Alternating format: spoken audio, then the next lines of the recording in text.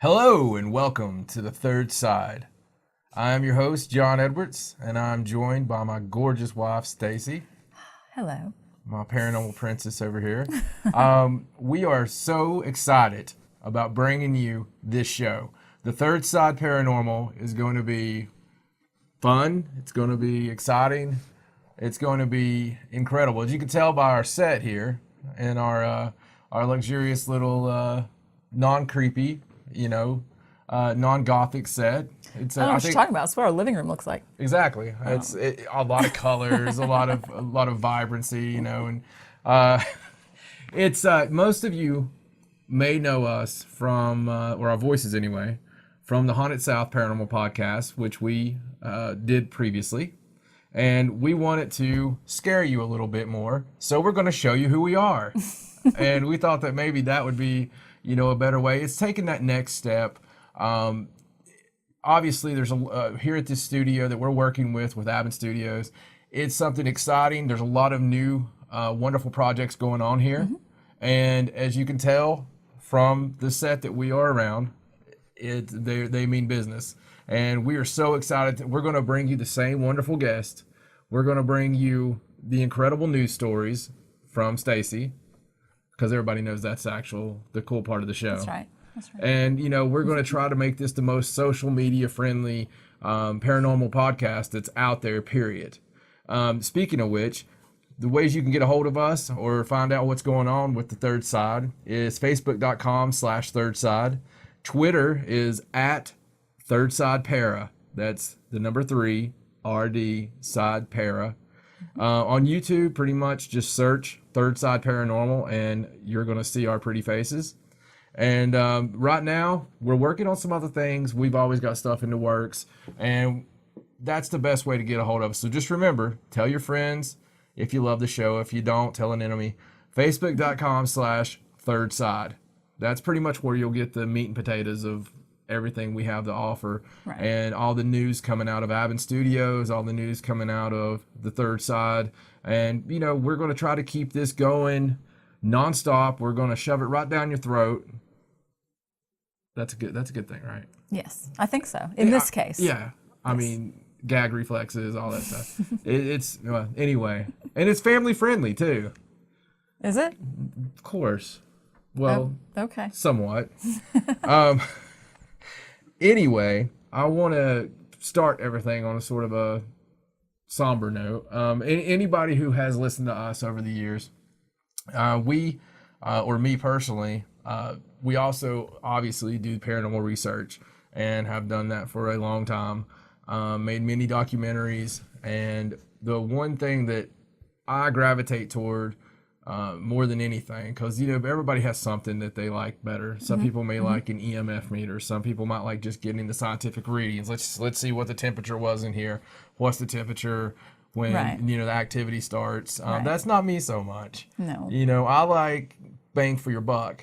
I'm not really concerned with whether or not the paranormal is real or not. I know the paranormal is real. It came and found us. It wasn't the other way around. It wasn't because we saw some goofy show and decided, hey, I'm going to go buy a $20 mail meter or no, I wish they were $20. Really? A $20 EMF meter and go break into a house. It wasn't like that. The ghost broke into our house.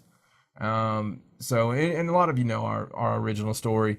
But with saying that, the best thing that I found over the years is using really like the ITC, like using the sweep technology, the Frank's box. And You do love that. I've never wavered from saying that. I've never went away from calling it a Frank's box. It's just what we've always referred to our various devices, our Radio Shack hacks, all that stuff that we've used because we've got magnificent evidence from that.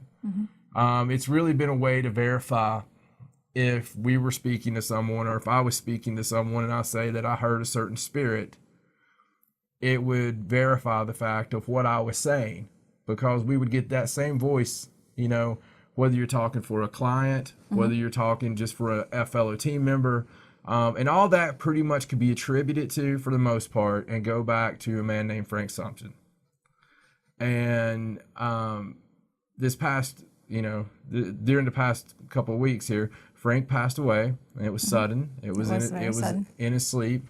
And if anybody had Frank on Facebook, he was a interesting individual. Didn't really buy into a whole lot of the paranormal culture. Didn't really buy into a lot of the field that much. No. But he was a pioneer, and probably, the vast majority of you haven't heard of him. I just wanted to throw it out there that, something that I'm personally always investigating and always tinkering with is sweep technology.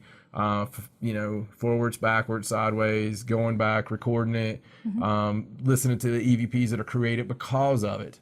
Maybe stuff that didn't even come out. That was Stacey that started that. There's so much to that and so much we've yet to figure out.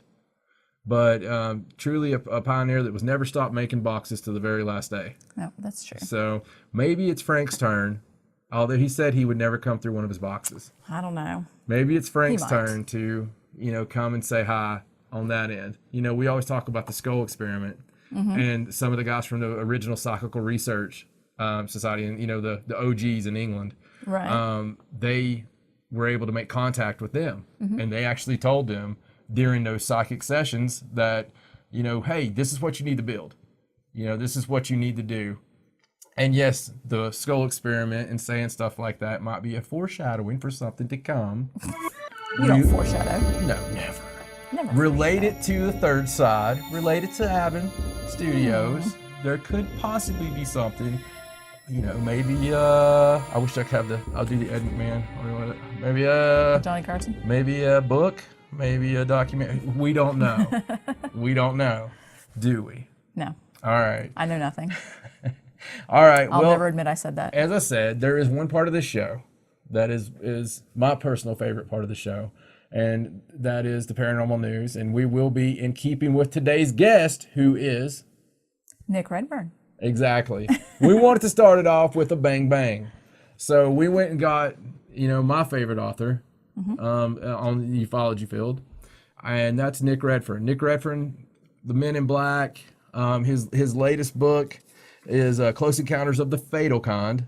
Suspicious deaths, mysterious murders, and bizarre disappearances in UFO history. Yes. And there are an alarming amount of them because I read this book. And I suggest everybody go to Kindle, go to Amazon right now if you don't buy, hard copies, and buy his book or order it off Amazon. You can also get a hold of Nick. We'll throw up his website there, his blog, and it tells everything he's got coming up, everything, all the information from the stuff in his past. But he's got countless books. This guy turns out books like, I don't know what, like, I mean, a ton of them. His book spread faster than Ebola in a third world, village. So if you go to Amazon, just search Nick Redfern. It's like pages and pages. Yeah. And pages. Yeah, and they're all, as Stacey pointed out, they're all minus the fluff. A lot of times you get a book, it's based on one fact. Somebody heard a fact from their brother, uncle, twice removed, and they base a whole book on that, and they put a whole lot of and. Nick's isn't like that. Nick's is like... No rehashing. Exactly. 1947, blah, blah, blah, got it all done. That's what I like, and he's the best at it. But with that said, Should I give a drum roll or something? I don't know. You sing or do a little tap dance or something? You want me to do a little tap dance? No, I don't want you to do that. Really? All right. Maybe later. It is now time for Stacey Edwards and paranormal news. It's hard for us here to believe what we're reporting to you, but it does seem to be a fact. That's it? What do you Okay. Okay, anyway. All right, news time. Dom. So in keeping with our theme and our guest, I'm going to do news stories that are all UFO alien related. So first story that we have to talk about is about the Houston, Texas mass UFO sighting. Yes. You love this story. I do love this story because it don't happen very often. Any kind of mass UFO sighting type thing Right. you're all about that. And I think you actually brought this one to my attention before I could even see it. And probably hollering and yelling. So in Houston, Texas, there was obviously a mass, hundreds of people saw this UFO, big circular lights in the sky, way up, was on the news. Several news stations covered it. Right. Several news stations covered it. So with this kind of mass UFO sighting, generally after a few days, explanations come out. Oh, that was the military. There was a weather balloon. That's a fancy one. Flare, swamp gas. Swamp gas. That's our Yeah. favorite, isn't it? It's always swamp gas. So it's always the swamp gas. So pretty much this time they've actually ruled out the weather balloon, and they've ruled out the experimental aircraft, military type thing. So Right. it's definitely not that, and no explanation has actually come forward that makes any sense. Well, one of the interesting things about it, Stacey, is that the lightning storm, it was sort of a bizarre lightning storm that was occurring during that time. Yes. And the correlation of lightning storms and UFO, whether they're recharging, we don't know what they're doing, whether they're causing a lightning storm. Right, because it wasn't a storm. There was no rain. Right. No high anything, wind. just clouds and a lot of lightning. Like a bizarre amount of lightning and spectacular lightning, which Probably good lighting too. Yeah, probably great Who lighting. knows? But thank God there was that lightning, because out of that was captured one of the best UFO pictures that I've seen in a long time. And we're going to put the pictures up here. Exactly. Because I want to point out that in this article that I read, down near the bottom, a very interesting Twitter person, somebody on Twitter. I'm not going to say their name. A tweetist. A tweetist. He's a professional That tweetist. should be a word. I know he's not a professional. Maybe it is a word now. It was a person on Twitter put a picture up of some interstate lights, and we're going to put that picture up too, and said, "This is the UFO. Do you see this? See, it's the circle lights, and this is what everybody's seeing." End of story. Right. So if you look at the original pictures and kind of compare them to this picture, which obviously this guy didn't do, Right. you can see there's no pole holding these lights up, and the lights are very, very high in the sky and kind of tilted. Right. And as someone very clever pointed out earlier, you'd probably see them every night Yeah. if it were the interstate lights. Exactly. Yes. So I just want to say to this person on Twitter that tweeted this picture, you're an idiot. Well, I mean, as long as you tell them what you really think, that's all that matters. And, Well, I mean, all you had to the do was same look thing. at the two pictures and you Skeptics could are always tell. that way. Skeptics never put the possibility out there, like their opinion. They're never like, well, it could possibly be, swamp. It was definitely this. You guys are a bunch of cuckoo idiots. Right. And that's how Right. they do. So that's how we treat them back, And we welcome all of your news and letters because we love for skeptical people to engage with us and follow us. We love for skeptical minds to be involved in investigations, be involved in the in the UFO field, because that's healthy. You've got a skeptical mind. Well, I'm not saying that not to be skeptical about this. But I mean, when you're there's very skeptical good for the chance. sake of being skeptical, That's true. then that's when there's a problem. I mean, there's a chance that there's an explanation that it was not a UFO out there somewhere that they just haven't discovered yet. All I'm saying is, Well, hey, by definition, it's just unidentified. That's true. We're not saying every time we talk about a UFO, we're not saying aliens. that it's alien. It Sure. could be us. It could be stuff they're testing. It could be just something that's unidentified, but Exactly. strange, and something Exactly. that we need to talk about. Something mainstream news should be talking about every day, because this is the stuff that really matters. They might inflate some crazy news story about a celebrity and talk about that for 10 weeks. But yet hundreds of people cite something they can't explain and probably change their whole paradigm of what is real. And it gets 2 minutes. And it gets maybe 2 minutes on a local news broadcast. And that's just wrong. And, that's what fires me up about it. And that's why I care about the paranormal community. That's why I care about UFOs. I joke around a lot, but what really fires me up is the fact that really unexplained phenomena that we've seen with our own eyes and thousands, countless people have also seen gets buried. This sighting is awesome because this goes back to your Phoenix Lights. This is like your Houston Rocket. It's your Houston Lights, whatever they want to call it. When you have that many people, that many angles, that many, people calling in, the local news, everything feeds around to at least the fact that will bring more of a consciousness around, the phenomena. So I love these kind of sightings. Yes, I can tell. Yes. You're very excited. Well, thank you. So anyway, check out the story and, see what you think. You excite me. Of course I do. It's a given. Okay, anyway. Next, let's move on. So,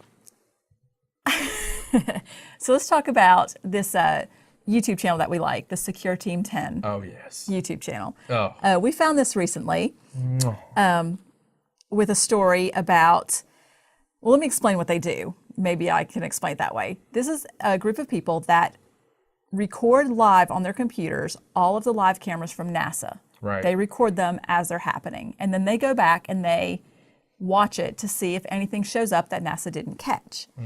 And we noticed this I think it was a couple months ago, they put this video up that was just spectacular. They were recording live. It was a new camera that NASA had put up. And it's called the Live Earth Stream. And what it is it's just a live camera pointed at the Earth from space, obviously. No, I mean, live Earth, yeah. And it just, streams live all the time. So after Secure Team, they explained this in the video, after they had put up this video, NASA actually said they were going to take down that camera. Just mysteriously, after it had just been put up. But then they decided not to. I don't know if that maybe was too incriminating. Right. I don't know. But this particular video is where they were recording live. You can actually see something appear just out of nowhere. And it does look UFO shaped. It's something. I mean, we're in the middle of space. It's not like a bird is flying by. It's something. And after it's there for like a second, the whole thing goes to gray screen. And that's NASA's kind of trick. They're on a couple second delay. And so they have to, whenever they see something, they have to switch it to remove that from the feed. Whatever. Yeah. But they happen to catch us, and they catch this kind of stuff a lot. Yeah. And so their whole YouTube channel is just full of these little anomalies that they catch on these NASA cameras. And until they get shut down, I guess NASA might catch wind of that eventually. Yeah.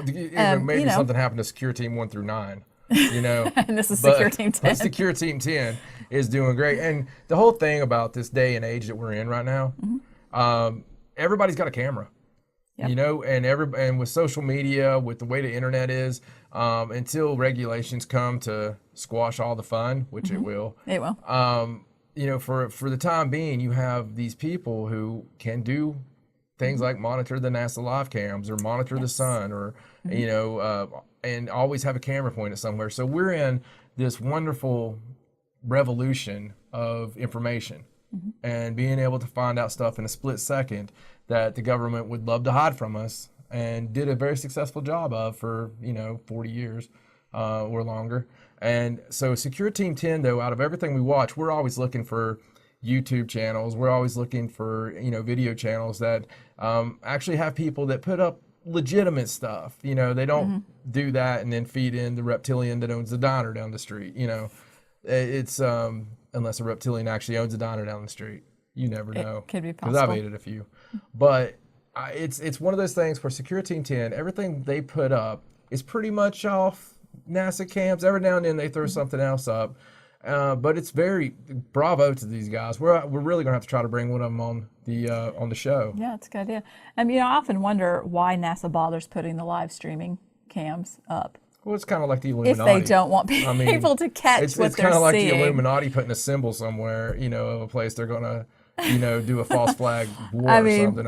It's maybe it's just for NASA's personal Yeah. I don't know why they stream them some live, of your most though, if famous they serial want to. killers I don't know. leave clues. You know, it's almost like they want to get caught. Hidden in plain sight Right. kind of thing. Yeah, exactly. Okay, well, Cockiness. speaking of NASA, I love this story, especially in light of what we just heard about the NASA live cams. The NASA experts, love NASA experts.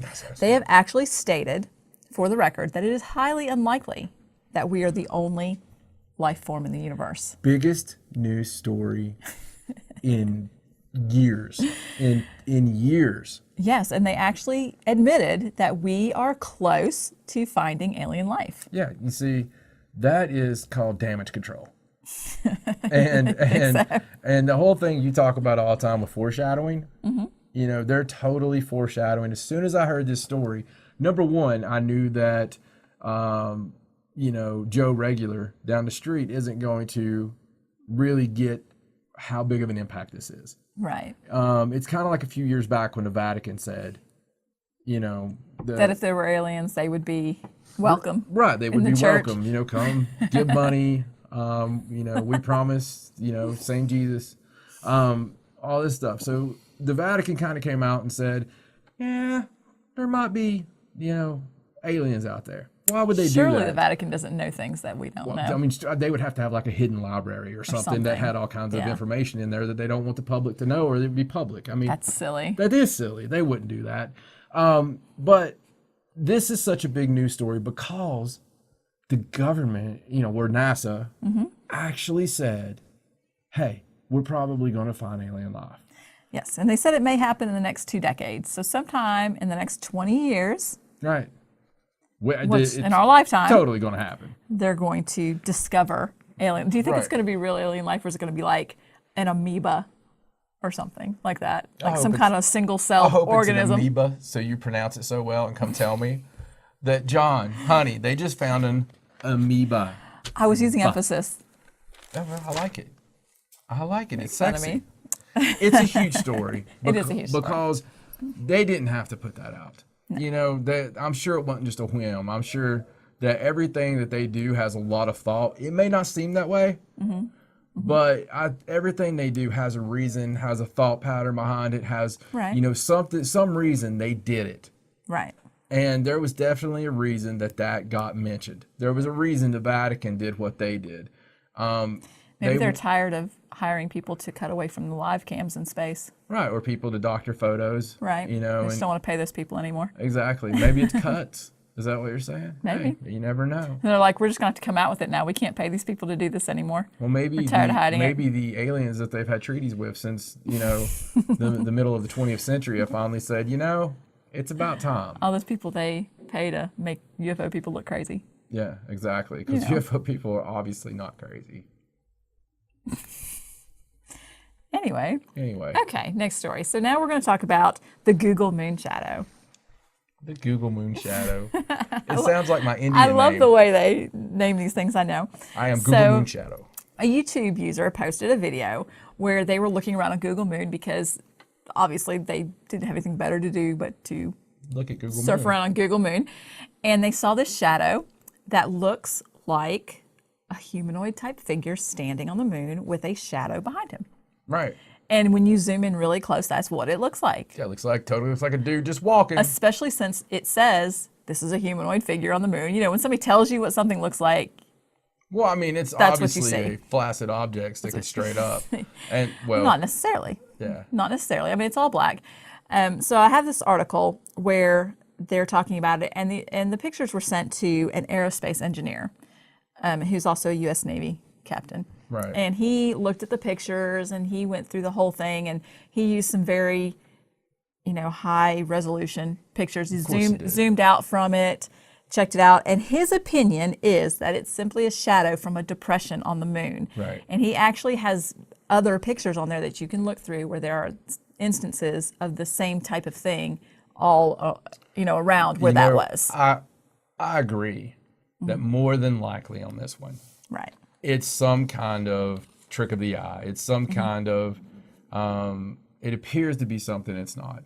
But Right. the fun thing is it really looks like somebody walking. It does. And anymore, I'm not sure if what we're seeing is actually some kind of ancient statue left from Ancient Aliens. You never know. You really never know because as a was it Buzz Aldrin talked about, if you would look at the moon of Mars, you'll see this obelisk. I mean, there's stuff out there, and I truly believe that even on the moon that there is stuff that has been hidden. I mean, just from old astronaut records of Right. what they've said when they were going around like the dark side of the moon.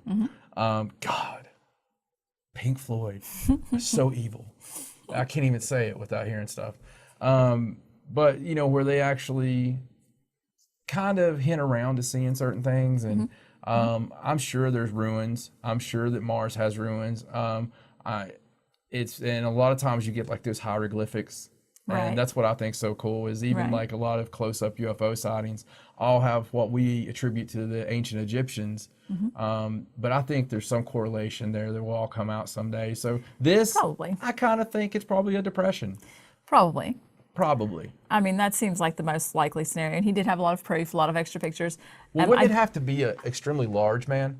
Just don't think, yes, I think that it would have to be something extremely like large. 100-foot tall man? But I just don't think that you can go on like Google, something like Google Moon, and zoom in that close and expect that to be a clear image. Right. Because it's not. It's blurry and you're just, saying what you think it Wouldn't looks you hate like. to be like the one alien that's, that got caught not getting inside quick enough? Wouldn't you hate to be that guy? Because they're all sitting around their underground base right now on the moon, and they're like, how? He's running. Sorry guys. Anyway.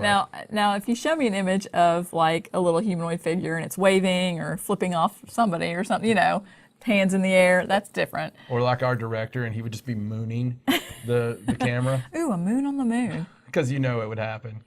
Yeah. What's Justin doing? Oh, no. Yeah. Yes, so put up a link for that article. Definitely read it. Look at all his research. Right. That sort I'm of going to thing. throw in here on your news stories Okay. another passing, since we did talk about it, of the best alien ever. And Okay. that would be Mort from Work. I mean, Oh, Robin yes. Williams. Yes. That was really That bad. was very sad. Yeah, going back and watching his stand up just because of the death, maybe the best comedian ever. Sorry to throw that in there, but I was That's just okay. thinking of aliens. That's all of the UFO/alien news Well, that was that I brought. quite some groundbreaking, wonderful things. Yes, big stories. Big That stories was this time. huge stories. Thank you for that, Stacey. You're welcome. You want a musical outro? Sure, why not?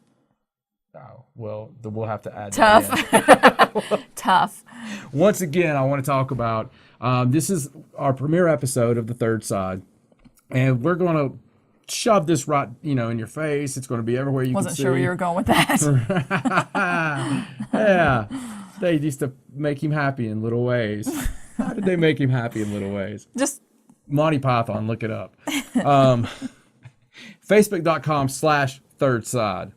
Twitter @ThirdSidePara. That's the number 3 on that one. Yes. Should we do what is the German? Hold that up so we don't get killed in a bar. Inglourious Bastards. I don't remember. it's this, I think. Yeah, anyway. On YouTube, just search Third Side Paranormal. Spell it out. Yes. Take the time.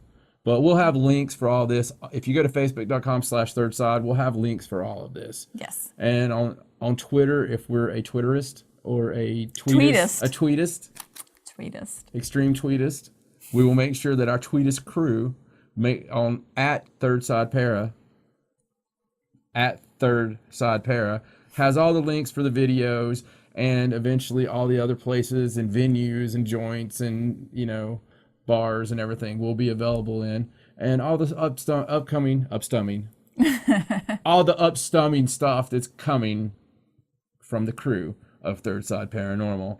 And with that said, as we mentioned earlier, my author, my Yes, the one that you actually read. yeah, the one that I actually read without skimming. Yes. I don't know, David Weatherly falls in that too. Well, he has the same style, though. He does have the same style. Same style. Marie D. Jones. She's too smart for me sometimes. Yeah, I have to read that slowly. Slowly, twice. But Nick Redfern. You may have seen him on Ancient Aliens. He's one of those experts. Monster Quest. He's been, basically, I think I was watching a show from 2000, and it was like Baby Nick on there. I think it's funny because you'll be watching a show and all of a sudden you'll just hear his voice and we'll be like, oh, yeah. that's Nick. Yeah, well, he's got one of those voices that you guys will find out here in a second. He's got one of those voices where he could be explaining the finer points of a candy bar, and you're like, oh, yes. Oh, well, I never thought of that. I think it's the British accent. It makes him sound smart. It does make him sound smart. Well, he is smart. You know what? I might actually bring that up. He could be my co-host next week. Yeah, just Maybe. playing. I don't know, too much bald going on. I don't think that would work. Yeah, that would be bad. Can you imagine the nightmare that they would have trying to lower the lights on that one? Anyway, thank you for the news, and let's get on to the guest.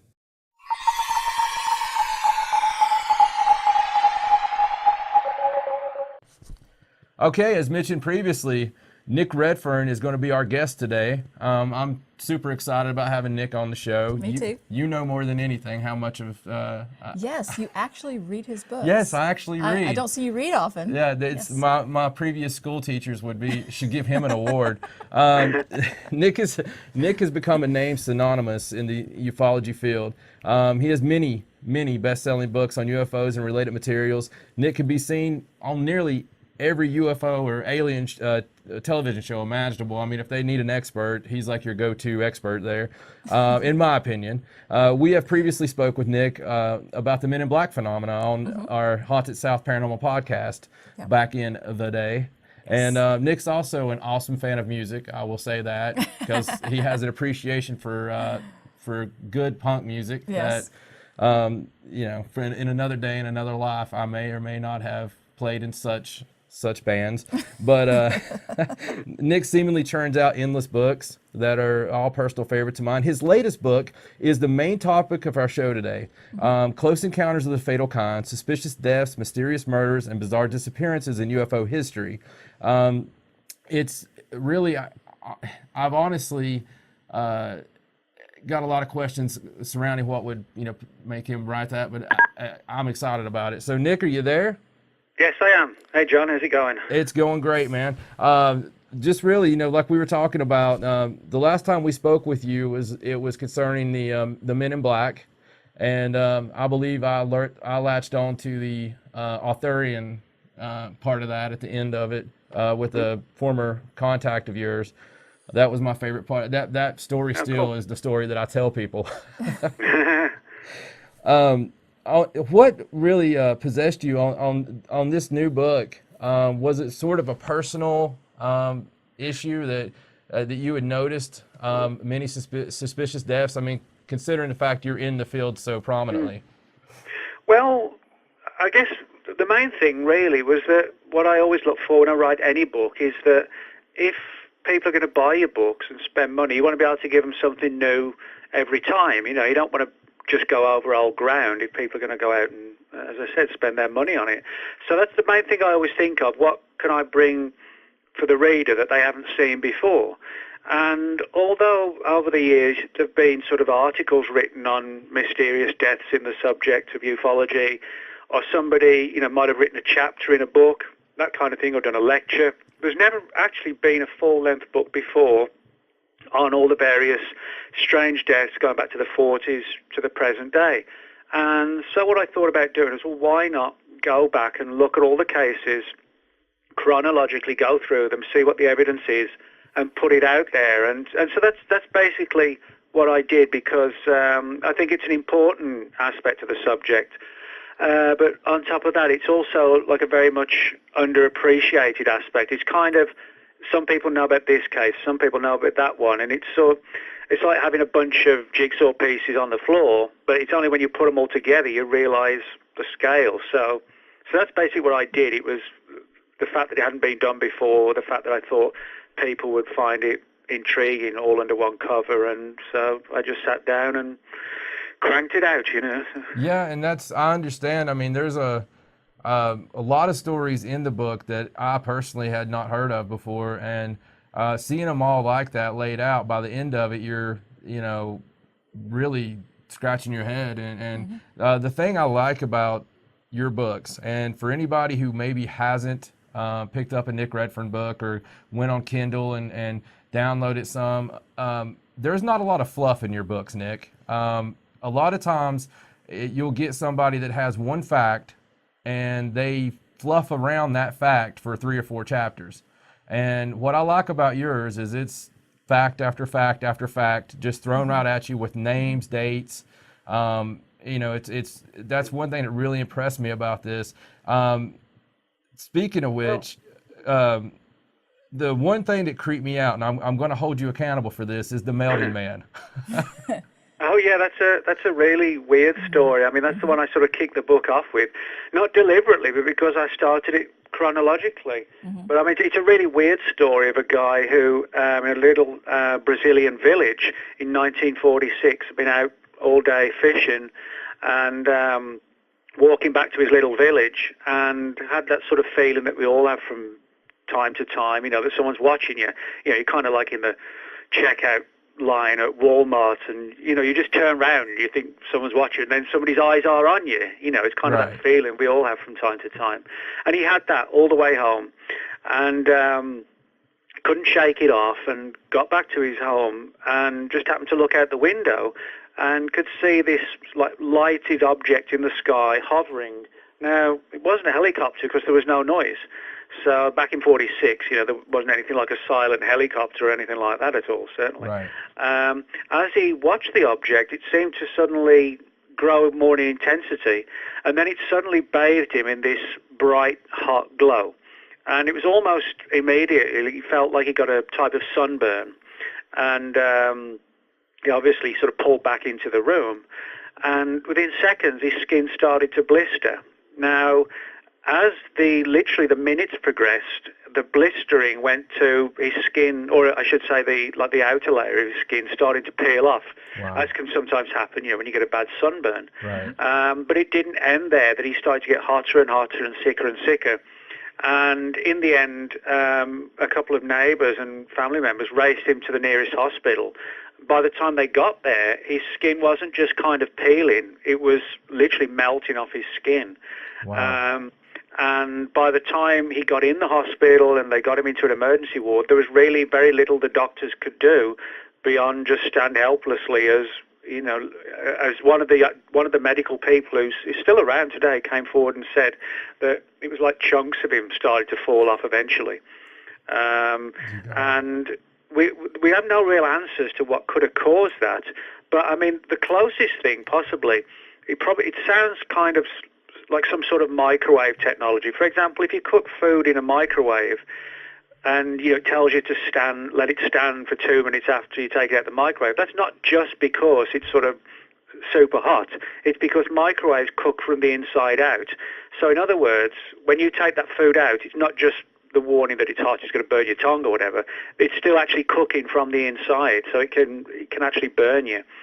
So it sounds something along those lines, that he was cooking from the inside out, and it was continuing to cook after he was bathed in the light, which is sort of typical of a microwave. It continues to affect you. So very, very weird and kind of ominous story, and disturbing, because there seems to be no reason for it other than sort of sheer attempt to kill a person. Right. Yeah, and that is how you kick off a book. Yeah, exactly. With that story, let me tell you. you give people nightmares from the first go. That's almost a segue. I noticed that you had a book coming out soon about zombies. Is that correct? Yeah, that's actually just come out as well. So it's not like I've been sort of writing them both together. It's actually that one's through one company. The Close Encounters is through New Page, and the zombie book's through Visible Ink. And that one just come out, and it's got the stunningly original title of the zombie book.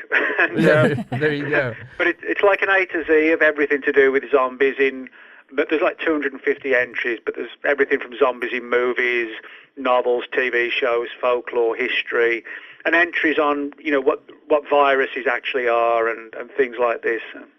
Well, speaking of viruses, I don't want to give too much away because I really want everybody to go and read every book they can of yours. So I always try to like dance around some of the subjects, but they're so interesting. One thing that you were speaking of like viruses and maybe like germ warfare. That's I don't know if I'm using the right terminology, but around the time, and you were still in the late 40s, early 50s, I believe, was when they were doing the nuclear testing. And you'll have to forgive me because this is not something I actually wrote down, but it's something that just popped in my mind as being so strange. It was almost like maybe the aliens were trying to scare us away from the nuclear testing. And you know, some deaths were, and it was being treated as if almost like an airborne type thing they were having to contain. Is that correct? Yeah, well, there's actually a couple of cases I talk about in the book that seem to be related to sort of alien viruses and the idea that you know, they could affect the human race. There are a number of stories I talk about in the book where reportedly UFOs had crashed, for example, and when the recovery teams, the military recovery teams, got to the site, they were overcome quickly by some sort of fast-acting virus that in many respects was kind of similar to Ebola, where, you know, a person falls sickly very quick and there was sort of profuse bleeding from their nose and mouth, etc., and they died very quickly. Now, you know, talking about things like Ebola or SARS or whatever, a lot of terrestrial viruses, you know, we have real problems combating them and trying to control them and allow a person to live a normal life. So, you know, if you imagine you're faced with an extraterrestrial virus, something that we would probably have no immunity against, then potentially at least that could wipe us, each and every one of us, out. And the story is that with these deaths from viruses at UFO crash sites, the scenario is that when the UFOs crashed and the alien bodies are sort of thrown out and, you know, just pulverized in the crash, then the team that gets there quickly, it becomes infected by the virus. You know, if the blood of the alien is just splattered everywhere and the microbes are in the air and you breathe them in, you know, you're doomed. But like a lot of viruses, the theory is that they only have perhaps a very short lifespan. So in other words, unless you're unlucky to be right in the area at the right time, you're probably not likely to get infected. It's kind of like somebody who has chickenpox. You know, if you're around them when they're infectious, you're going to get it. But if they've still got the spots, etc., after the virus, you know, has become dormant, you're not going to get it. So that's the theory. But if, you know, aliens did want to attack, I actually think it probably wouldn't be like an Independence Day or War of the Worlds type scenario. It probably would be something like silently release kind of an aerosol type virus into the Earth's atmosphere, specifically and genetically modified to just take out people, you know. Right. It could all be over in 24 hours, you know, we wouldn't really stand a chance. Right, and that's a scary thought. Yeah. It's I, you know, personally, I'm under the belief that they don't want, you know, they've got another reason. There's another agenda, because I firmly believe in the that we've been visited, and the facts seem to outweigh the you know, the naysayers. Just eyewitnesses alone, and what really gets me is the heart attacks and suicides. They could all be coincidence, but some of them just, you know, reading through there, that's one of the things that really struck me as well. Well, yeah, I mean, it is a situation where, you know, at the end of the day, we're all human, and just because, say, a UFO researcher drops dead at 35 or something, it doesn't necessarily mean it's sinister. You know, you can find cases of footballers dropping dead at 30 on the, you know, on the pitch, or baseball players. So we do need to sort of judge these cases carefully. But one of the things I've found is that you do seem to see a pattern. There seems to be not just suicide, but suspiciously timed ones where the person said they were going to release something significant. I mean, a classic example is a guy named Maurice Jessup, 1950s researcher I talk about in the book. And he, in early 59, was on the verge of revealing what he said was going to be something major in the UFO subject. And he phoned a friend of his, a Dr. Manson Valentine, and said, look, I need to meet you tomorrow. You're not going to believe what I've uncovered.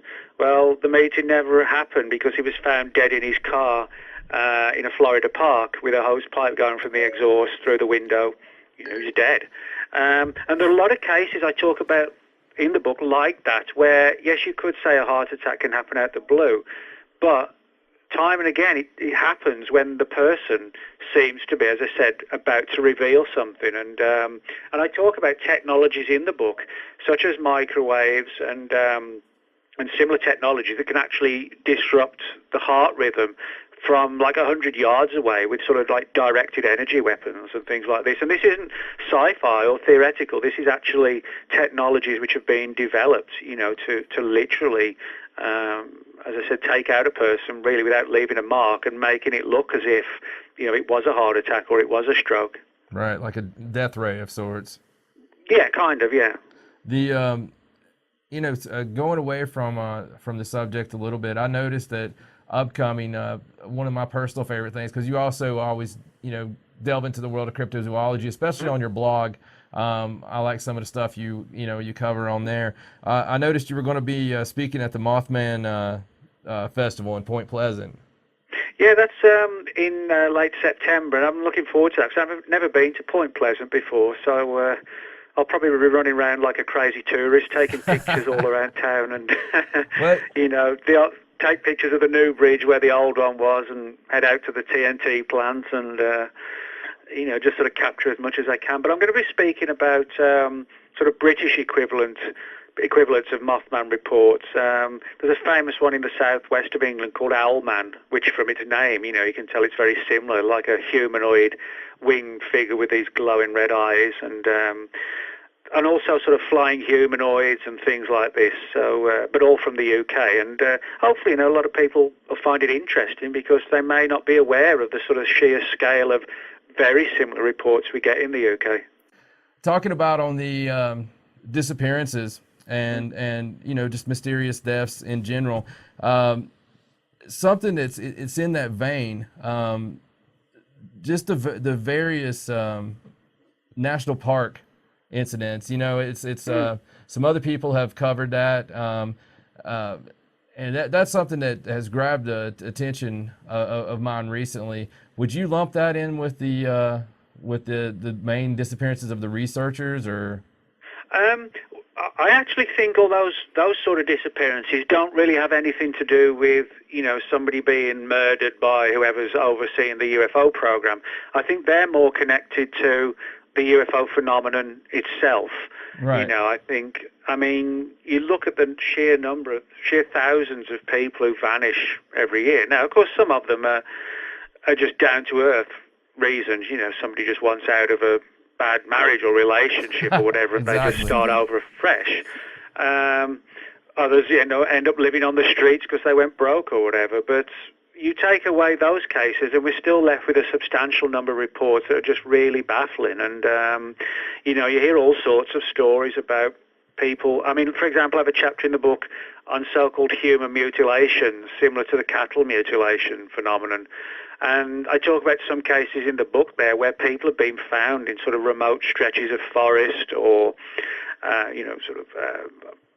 isolated wastelands and things like that, where they almost seem to have been like dissected, not sort of torn apart by a grizzly bear or a mountain lion, but systematically just medically dissected and body parts just left there. And, if that is true, and I think there are certain there are enough cases to suggest that all these disappearances in the parks are going on, then I wouldn't be surprised if somebody in the government somewhere isn't sitting on a huge dossier and file on all these missing people. Yeah, that's just the only reason I brought it up was just because of the mysterious deaths and missing. I've got a personal question. It's obviously in your biography it always says that you've been interested in UFOs since 1978.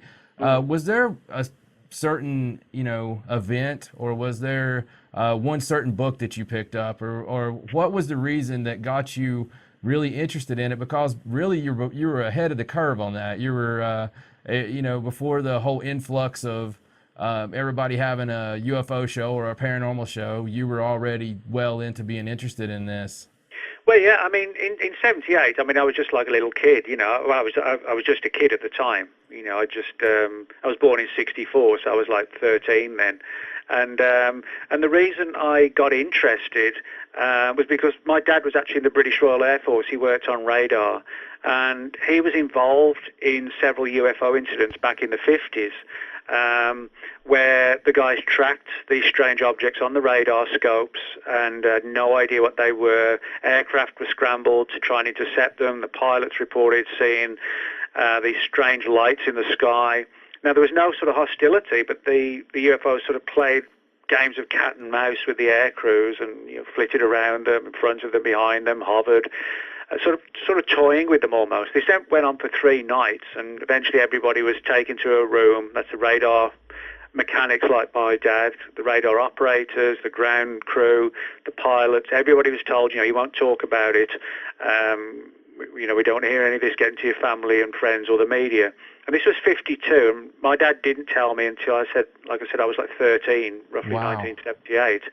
And even to this day, if you ask him, he'll say, well, I can only tell you what we saw on the screens, that somebody was flying something that we just could not fly. Now, that got me interested purely and simply because, not just because it was my own dad, but also because he worked in the military on radar, and he knew the difference between a fault on the equipment and something really in the sky, performing extraordinary maneuvers. And what happened was, when I finished school, I began working on a music and entertainment and fashion magazine in England called Zero. I did that for a few years, and then I thought, well, why not try and combine the interest in the paranormal with the background in journalism? So that's what I did. And a lot of what I do today in terms of work is just regular journalism. Probably, I would say, 60% of my daily work is regular journalism, magazine stuff, and then sort of 40% the books. Well, thank God for the 40%. Like I said, it's such a, it's a delight to read your stuff. It's for anybody. Once again, I'll put it out there, and I've said it quite a few times. I read a lot of the material that comes out. I try to get a hold of just about everything I can. And actually, if you follow Nick on Facebook, you'll see a lot of times he'll put up old finds that he has, that some of the original guys, some of the stuff, from everything from the contactee era, all that I'm totally against, all the way up to, the creatures and cryptozoology, just a variety of things. Well, I'm curious, Nick, since you do write about so many things, do you have something planned for for your next project? Yeah, I actually do. One of the things I've done a lot of is investigations into the chupacabra in Puerto Rico and the US and elsewhere. And I've got, I'm not sure exactly when it's coming out, but that'll be the next one, which is it's like a road trip style book of me running around the planet chasing chupacabra reports and sort of trekking through the Puerto Rican rainforest and the deserts of Texas and things like that. Wow, man, that sounds like a documentary that needs to be made. So just throwing that out there. All right, well, Nick Redfern, the latest book, once again, is Close Encounters of the Fatal Kind, Suspicious Deaths, Mysterious Murders, and Bizarre Disappearances in UFO History. I could give you a variety of ways to try to, look up Nick, but one of the best that gives really everything on there is his blog. And it's Nick Redfern for FORTEAN.blogspot.com. Look him up on Facebook or just do this modern little thing called Google him. Yes. Nick, we really appreciate your time and for joining us on the premiere episode of The Third Side today. All right. Well, thanks, guys. Thanks a lot. Thank you. We'd like to thank Nick Redfern once again for coming on to the show on our premiere episode of The Third Side. And we've had a great time, had some great news. Yes. And like I've said, maybe once or twice, maybe twice. Maybe. If you need more information or you want more information, facebook.com/thirdside. So Third Side. Yes, not the Third Side. Yes. What I want you to do is, it's easy enough to listen, it's easy enough to watch, but share it with at least 600 people. Now, share it with somebody. When you see this, share it, and let's grow it on a grassroots kind of thing. Haunted South, at its height, was getting about 100,000 downloads a week. We want to make that look like, one or two. You know, we really want to bring this to you. We're going to bring it on a consistent basis. We're going to make it fun. We're going to make it engaging, make it exciting. We're going to try to bring some, exciting guests on here. But more than that, we're going to have some shows dedicated to the strange, and we'll really theme it out there with some, and a little tidbit for the next episode. We're going to have some, there's an uptick in recent sightings or recent stories of the paranormal nature. So we're going to switch gears a little bit from UFO. There may be some aliens involved here and there, but go more on the elemental side, more on the ghost side of things for the next episode. We are getting close to that good time of year where everybody actually cares about it. Facebook.com/thirdside. Hit like. Twitter @ThirdSidePara, and Follow that's with us. the number 3. And search us on YouTube, Third Side Paranormal. Subscribe. We'd like to really thank everybody here from Avid Studios, Justin, the caretaker, everybody here who has put everything they can into this beautiful set and to giving two goofballs like us this opportunity to come and talk to all of you. They actually put us on camera. They did. Yes, I don't know what they were thinking. I don't know what they were thinking either. For my lovely wife, Stacey, my name's John. So long from the Third Side. Good night. Ah!